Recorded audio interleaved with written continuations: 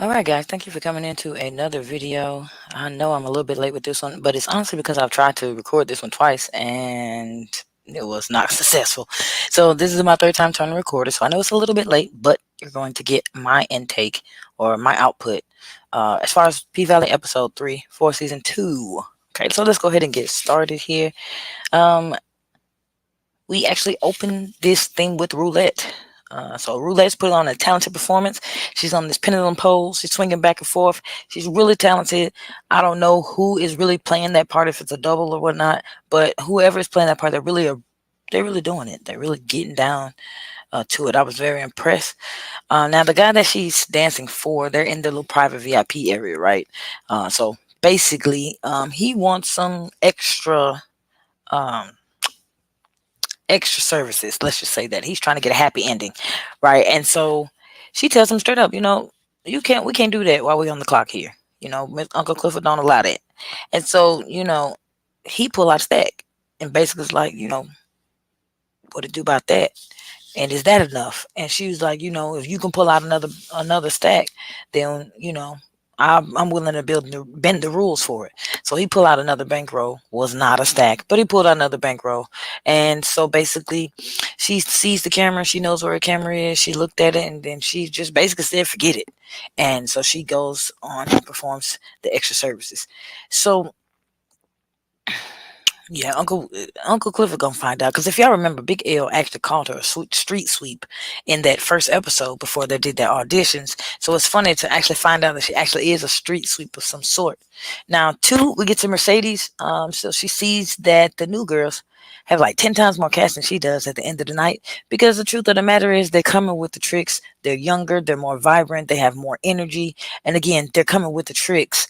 And it's new. People like what's new, and it just is what it is. It's like getting a new puppy or having a new baby. People are always going to be all over it, and it's going to be kind of like out with the old, in with the new. So Roulette, she sees an opportunity to rub this in to Mercedes' face, and so she gets uh, says a little bit something about your bag's half full, not half empty. I'm optimistic. And Mercedes just told her to just mind the business that pays her, right? So you just see the challenging of authority between those two. They kind of are very much so alike in a lot of ways, but in some ways, of course, they're different. So the next scene, we go to Mercedes in her gym, and of course, she met with some businesses. I think it looks like a restaurant or something, and they clearly went out of business and they were moving out. And she has her gym. If you see it, it clearly needs a lot of renovation to it, and it has some old equipment and things. It's just a lot of money on it, and if I'm not mistaken, she's behind too. So with her not making new money, the paint being open, but she's having to compete with these new girls. She's not bringing in the money that she thought she was going to bring in. Now she's having to resort to some old sources, which we go back to season 1, where Coach, one of the characters that was one of her clients at the club, had propositioned her and basically offered her a position as his mistress, paid. So she ends up calling him out and seeing that if that offer was still on the table, and lo and behold, it is. So she's all trying to keep her dignity and pride about it, and she wants to make sure that the wife is okay and all this other kind of stuff, because she don't want any drama. Okay, so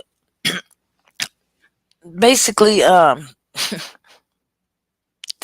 that's pretty much really that happened in that scene. Now her daughter Terica has called her a couple times.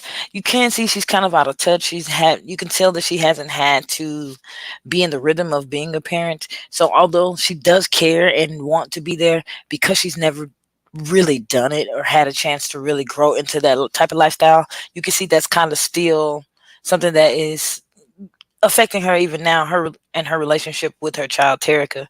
Now Terica shows up at Patrice's church. She drove up. Now that wouldn't be an issue if Terica was old enough to drive, which we learned later on that she's not even old enough to drive.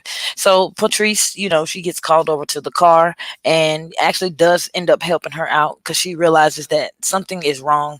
My grandchild is lying to me, and I don't know what's going on. But she's down here for food, and she's asking for 2 boxes, saying it's for a neighbor. But I clearly see through that, and she actually reminds her of her mother. That's the craziest part. She actually reminds her of Mercedes when she lies. So that kind of also gives you a dynamic of how what Patrice and Mercedes relationship was like even before where we are now with the whole stealing of the church money. But there is some type of negative feelings that she has for Mercedes, and who knows, it may be because of her getting pregnant so young, or maybe due to something else, but we don't really know because they didn't really dig into the storyline like or into their history like that. Now, next we got Lil Murda and the gang. They all on this little tour, and they pretty much go into a store. The girl is traumatized, and then the way that it's kind of set up is led to believe that she's traumatized because of the color of their skin, by them being black, and also by them also being looking like they're associated gang members, which they are. Well, two of them were. And things. So for whatever reason, she felt like she was in danger. So here comes Keyshawn popping out the bathroom, and that literally is what saved them from basically getting the police called on them just literally for nothing. Um, so they go outside. They have a little photo shoot, um, like a little mini photo shoot, just something that's to keep the conversation popping and keep the social media popping. So they do that, and then they get back on the road. Okay. Now back at the bank, Uncle Clifford hating on Keyshawn. I think it's because she turned with Lil Murda, and really everybody know that Uncle Clifford loves him some Lil Murda, and Lil Murda loves some Uncle Clifford.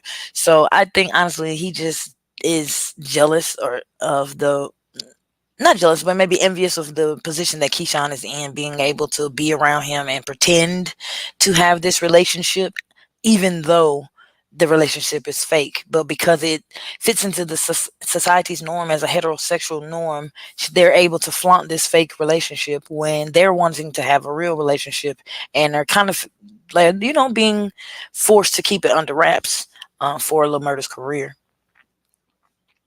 So it makes it a lot more difficult on the both of them. All right. So now Uncle Clifford declines. Oh, so Haley did suggest bringing Keyshawn back, but Uncle Clifford, he declined that. But he did want to renegotiate his percentage. Smart man. And I understand that, because as he allowed Haley to see that I am 15% owner now, but if you want me to really get up and run this club a little bit more, instead of letting it burn to the ground, then you want to give me more than this 15%. So they end up settling on 69-31, which it's a pretty common breakdown for a lot of companies. So Uncle Clifford learns about TikTok and basically says he couldn't replace the original, which somehow brings up Mercedes not being replaced, which Haley lets him know anyone can be replaced.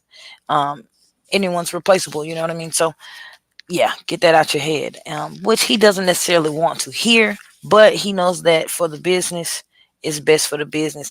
And I think what it is also too is that Uncle Clifford has a relationship with each one of these girls, and an attachment to them, being helping to be their provider, their employer, helping to take care of them. And his heart, I think, is in it. And so, being that Haley's heart is not in it as much, and Haley's about her money, she's about her bread. Clifford, it's kind of like the opposite. Yeah, he wants the money and wants everything to go good, but it's really more about taking care of the girls and giving a place for people to go. So it's more to him than about the money. So anyway, she decides that Roulette and Whisper is going to headline until Mercedes gets back in shape. Her shoulder's been doing a whole number on her. And then Big Bone ends up being the club DJ, which I thought was actually pretty fascinating. And she actually did a really pretty good job, actually. So down at the Delta Valley, at the pastor's chicken dinner, Patrice out there starting acting up because the intern mayor is there. So as y'all know, Tydale is dead, so the old mayor is dead, and so you have Mayor Kyle here, which is Corbin's brother, who's trying to run for office, and he's trying to come over and ask over to the Delta Valley pastor's chicken dinner to basically ask all the parishioners to ask their congregations to vote for him, which Patrice she called out some really good facts. And normally I don't like Patrice. Still having a hard time about her taking that money, but some of the things that she said out of her mouth were actually true.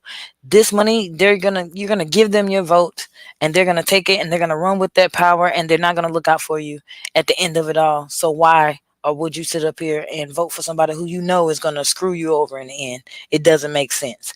So it looks like Patrice may be gearing up to put herself on the ballot, but we're going to see. Now, back on tour, we got Keyshawn's manager, who is doing way too much, actually. But at the end of the day, and I say doing too much because like some of the pictures he posted were a little bit risque. And Keyshawn, he knows her situation, so I'm not really understanding why he would cross those lines. But I do understand that business is business, and so therefore, oh well, either deal with the man and not do nothing, or leave him. Um, so I understand that. But it seems like well, at first it kind of seemed like he was trying to break them up, but because I now realize that he overheard Pico and Wody talking in the bar, and with Pico's other friend, and as we know, Pico is in a different gang now. And so basically by him saying something about planning to try to expose Lil Murder, now it has Rome looking at Murder with the side eye, because apparently Rome had no idea about any of these allegations of the Murder being homosexual or bisexual. Okay, so Lil Murder in Mississippi, they go on and perform some more tour nights. We see their clothing gets better. Mississippi has the wigs going on, the makeup is on point. Their performances, they're having a blast. We can tell that they're having a blast. All right, guys, before I get on to the next portion of this, let me actually get this clip out the way, because, got to pay them bills. So let me get this commercial out the way, and then we will be right back with the rest of this video.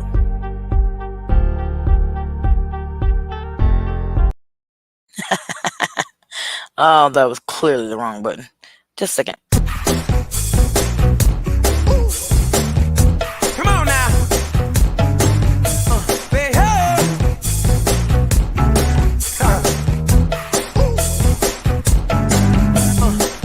Listen up, y'all, 'cause I've got something to say. Hey, hey. Well, you better get ready, 'cause you know I came to play.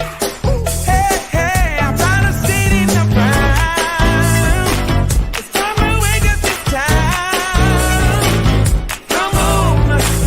Get on up, y'all. It's time to take it to the streets. You and me. I got a feeling this is gonna be the one to be. Guaranteed. I just wanna party. Keep on moving my body. Welcome to Biscord, Smart Business Card. You can share all your social media links with a tap of the phone. No battery needed. No monthly subscription or fees. Unlimited taps. 5 years warranty.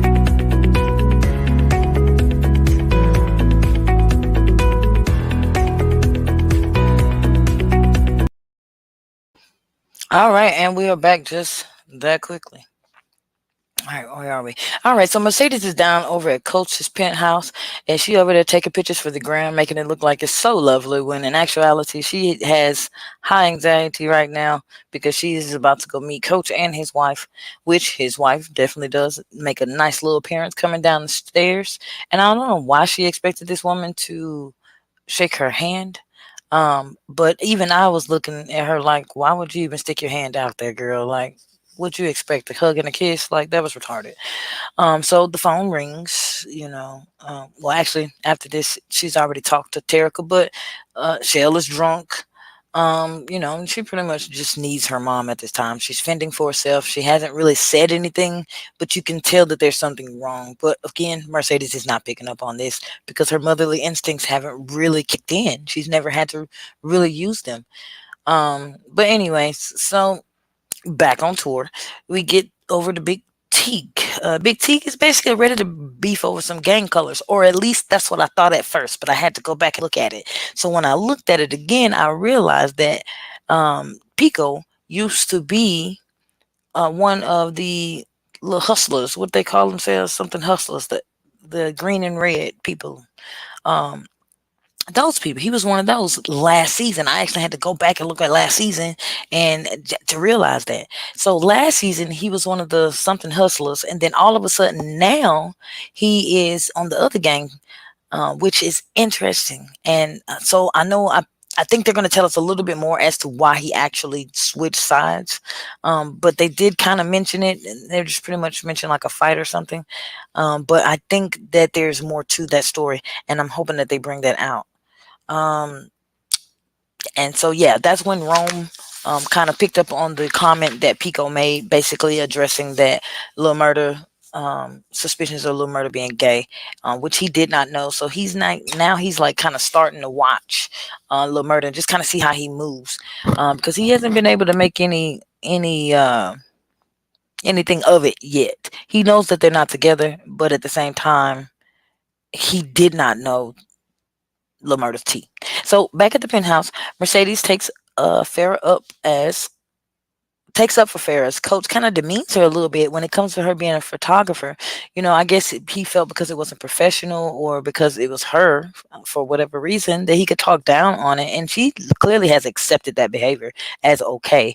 But Mercedes quickly puts him in his place, and she treats him just like he was being. Um, and she actually compliments her on the pictures.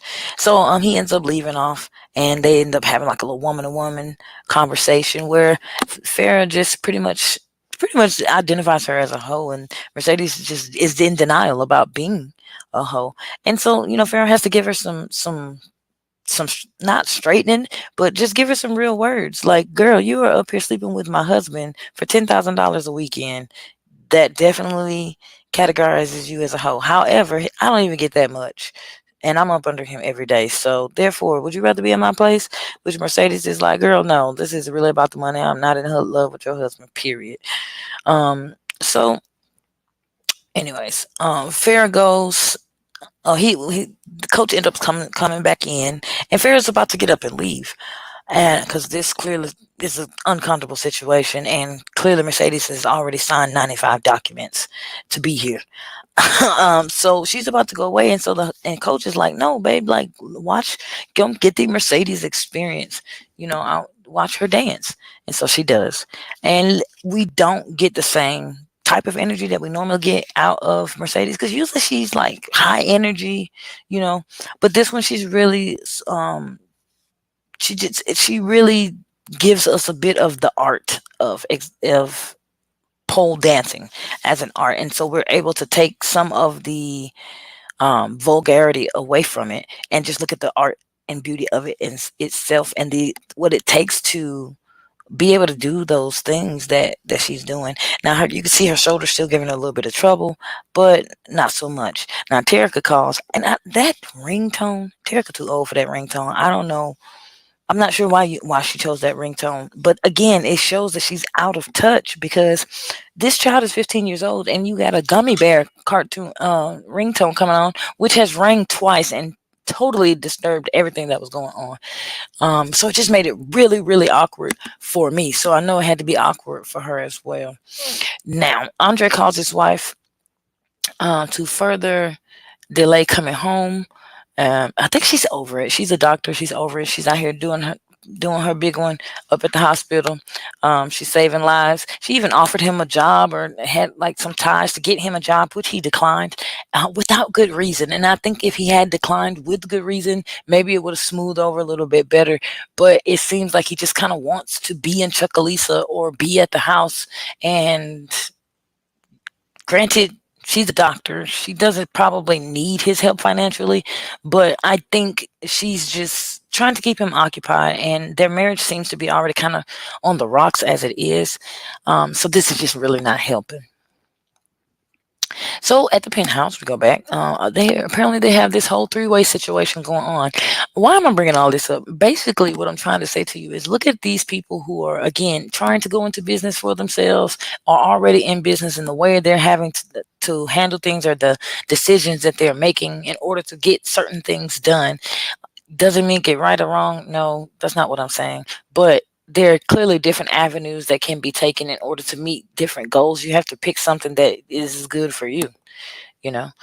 So it's just some of these, just this situation of even being at Coach's house and now having his wife pretty much join the situation, all unexpected from her. I know she, didn't think that she was gonna ever do this, and now she's doing it, and then here's the wife, and now she's a part of it, and like it's just a whole different thing for her. Um, and you could tell that it's just a whole big thing. Now, Big Teak and Pico end up fighting, which I think it was kind of a half and half thing. Some people will say Pico won, some people will say Big Teak won, but overall, I think honestly that Pico got the best of Big Teak. Now, the main thing, and the main reason he was going to do it is because Big Teak, I believe, does know about his homeboy, but I don't think that. Well, actually, it's hard to say whether he knows or whether he doesn't know because they are in the same gang. They were in jail together. He helped him out and took up for him in jail when Lil Murda got stabbed, when he got shanked, and then Big Teak ended up taking care of the dude for him. And then when he was down in the hole, Lil Murda was able to be there for him as well by just doing like something, little small stuff, sending little raps and stuff on tissue paper. But that he said that type of stuff really, helped him out. So I think there's this brotherly love, this bond, and then also the gang being gang affiliated as well. I think they just have this. They've built this relationship where they feel like they can trust one another and that they're indebted to one another. And I think it's a really nice bond. So he ends up fighting Pico because Pico starts saying some slick stuff out his mouth. So he all gang with it. He ends up breaking out on Pico. Um, which Pico, to be honest, by this point, he just looked like a hater. I mean, he is in an opposing gang membership, and he used to be in that gang and used to run with Lil Murda, so he really knows everything about Lil Murda, and he feels that he's justified in feeling the way he feels and saying what he says. But, Big Teak is like, not on my watch. Not on my watch. Now we get over to Roulette and Whisper. They're preparing to perform because remember, they're headlining. Right now, Roulette, I guess her period comes on. I don't know why we needed to know that, but she's given a tampon by Whisper, and then Whisper also hands her some cocaine after letting her know that she has some darkness within her. And my thing is, a lot of people looked at it as, okay, if you feel like she has some darkness within her, why would you give her cocaine? I think that's the way that they're highlighting the darkness, or at least the darkness that Whisper was referring to, by giving her the cocaine. I think that's her way of saying you are letting us know that this is the darkness that you're having to deal with. And she clocked her tea, basically. And so they go out to do their performance. Now, Uncle Clifford hits the pole. That was the first time of us watching Uncle Clifford hit a pole. Go ahead and excuse me for that train in the background. But this is the first time we've seen Clifford hit a pole. And Big L is out back receiving another batch of drugs with his connect, who is Gidget's boyfriend. I don't think they gave a name for this man, but he's outside doing that. And then after Uncle Clifford does his big one, gangster walking on the ceiling, then you see Whisper and Roulette come out and they do their number two. They did very, very good. They did some nice tricks. They had a really nice show. Roulette got a little bit too carried away and decided to rip off her top, which pisses Uncle Clifford off because, girl, you putting our club in jeopardy. You jeopardizing our club with the things that you're doing. And no, he doesn't know about the fellatio services yet in VIP, but he does see her rip off her top, and that's enough to drive him mad. So, of course, he lets her have it, but he also sees the amount of cash that is rolling in. And y'all, we got to still remember that the Pank is still trying to stay off the chopping block. So, yeah, they need to get that as much money as possible. Or, to get everything back to where it need to be. All right. So now we got Shell getting showered off by Mercedes in the tub. I thought that was actually quite hilarious. Um, One, it was unexpected. Yeah, we knew Shell was drunk because the sheriff had called over to Mercedes to let him know that he need to come pick up She needs to come pick up Terica before she had to take her to jail because Terica's driving underage and Shell in the back seat passed out drunk.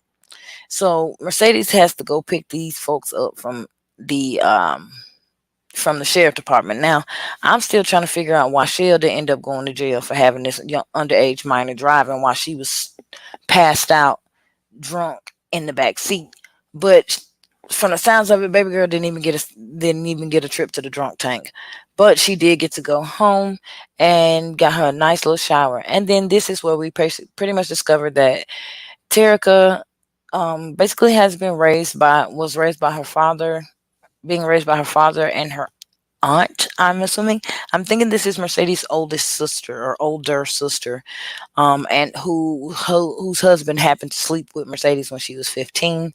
Although Mercedes did lie about her age at the time and say she was 18, I mean, either way it goes, the man was in a relationship, and you can still tell a child from an adult, in my opinion. So therefore, I don't give him no passes on that because at the end of the day, if he really wanted to be with you and be faithful to you, then he would have. And as you said in that very tub, Shell, that you sitting here trying to remain faithful to a person who wouldn't even do the same for you while they were living, and he's dead.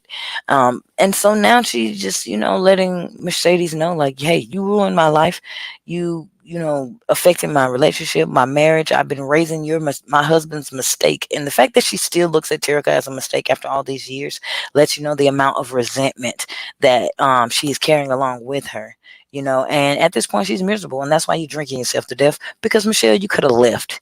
You could have left that situation, but you didn't. And now you feel even more foolish because even in death, you're still trying to look out for this man who did not look out for you while he was living. Um, and so, yeah, poor baby, she just miserable. That's really all I could say. Now, Terica hears this conversation and she does end up confronting her mother about it to see, to ask whether that information was true, because honestly, it was very hurtful to know that she knew Mercedes was her mother already, but to know that you're the mother or the woman that raised you as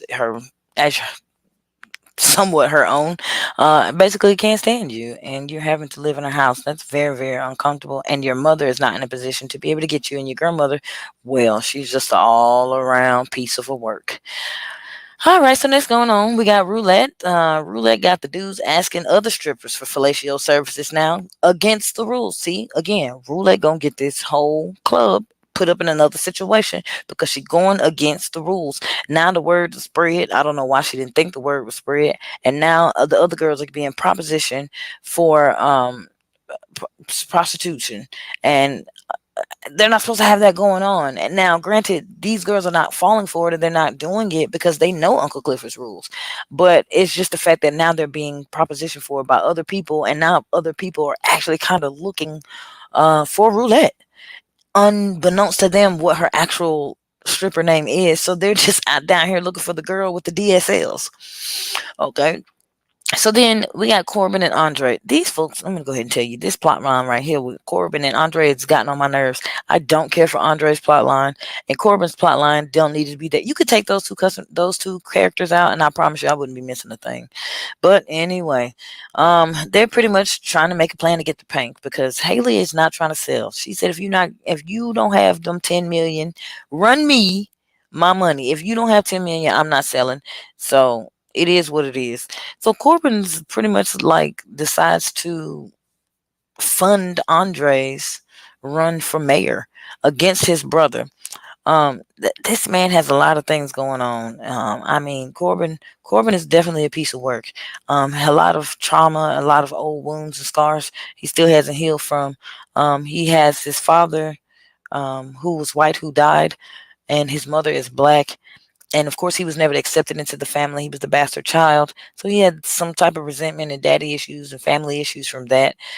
His brothers are still not really acknowledging him. And so he's like kind of trying to do his best to make their lives hell, in my opinion.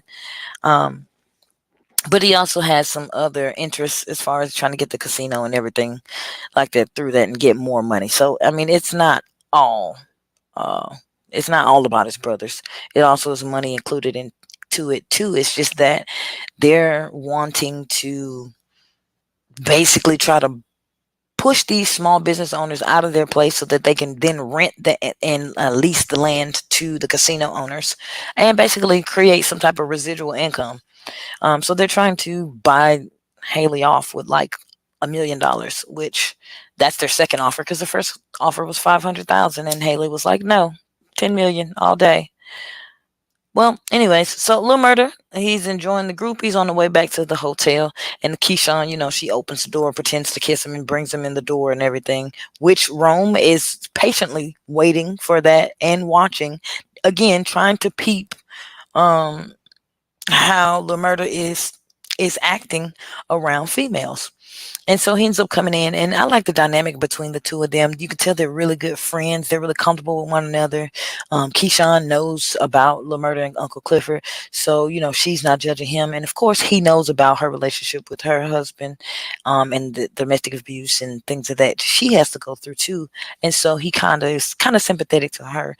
Now they did make mention of, if you've been watching the episodes, you can see they've been playing this game of Killer or something like that little party game where they blink and then the person died within 30 seconds.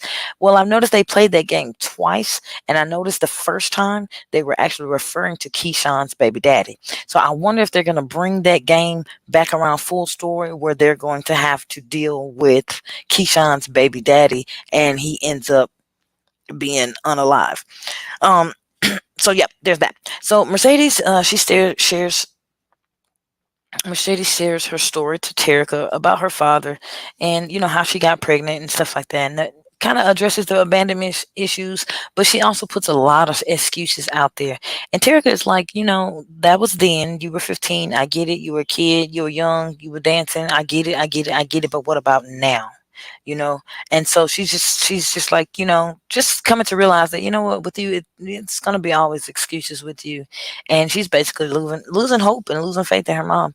And it's really sad to see. And I think that Mercedes is starting to pick up on that. Hopefully that'll allow her to grab herself up by the bootstrings and do what she needs to do for her and her daughter.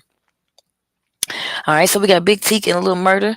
Little Murder, they went on a little walk to the store to go smoke and chat or whatever the case may be. And this is where we actually get a little bit more on their history, and their friendship. Again, they were in jail together. Tika took up for murder, handled something for him, and they're really grateful for one another.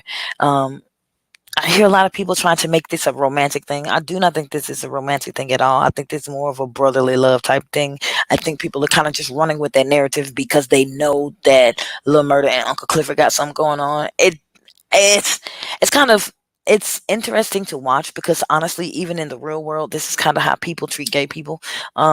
Just because you're gay don't mean you like everybody that you see or that everybody that you're involved with, you had to be involved with in like that in some type of way. So I think that's unfair for everybody that Lil Murder has some type of connection with, that people are trying to make him up with those people. But what I get from their relationship is a brotherly love. They kind of feel grateful for one another. They've been indebted to one another, and through thick and thin, like a real best friend brother type relationship.